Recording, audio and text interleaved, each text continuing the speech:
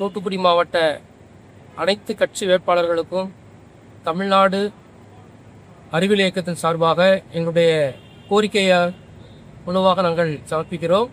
குறிப்பாக கல்வி, சுற்றுச்சூழல், சுகாதாரம், பாலின சமத்துவம், அறிவியல் மனப்பான்மை இந்த 5 கான்செப்டை உள்ளடக்கி தமிழ்நாடு அறிவியல் இயக்கத்தினுடைய